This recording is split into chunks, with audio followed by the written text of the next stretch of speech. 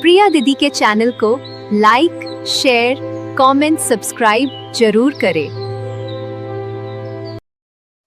काची काची ईटवा की महल बनायो जी, ओही महल सुतेले बेटी के पापा जी, ओही महल सुतेले बेटी के पापा जी।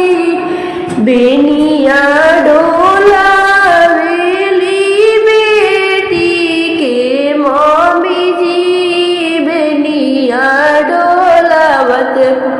पूछे का बात जी, बेनिया डोलावत पूछे का बात जी।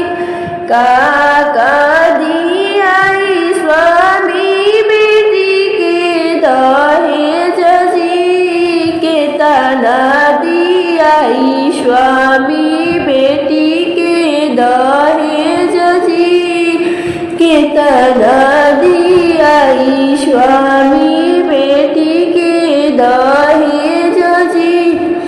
1 लाख रुपया देबो सोने के सिकड़िया जी, जीरा ऐसन धिया देबो घर के सिंगार जी, जीरा ऐसन धिया देबो घर के सिंगार जी।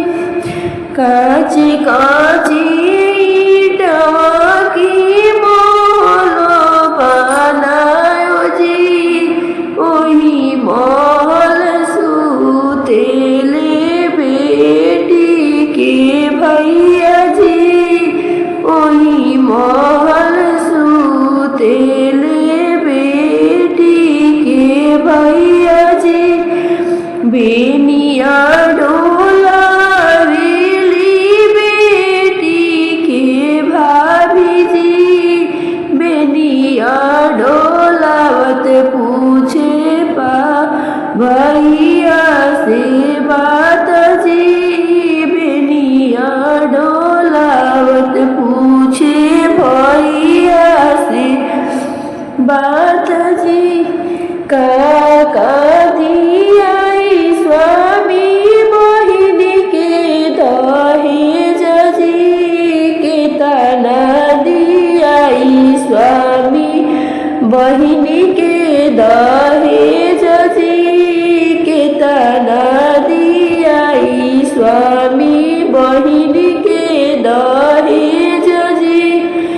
1 लाख रुपया देबो सोने के सिकड़िया जी, जीरा ऐसन बहिनी देबो घर के लक्ष्मीनिया जी, जीरा ऐसन बहिनी देबो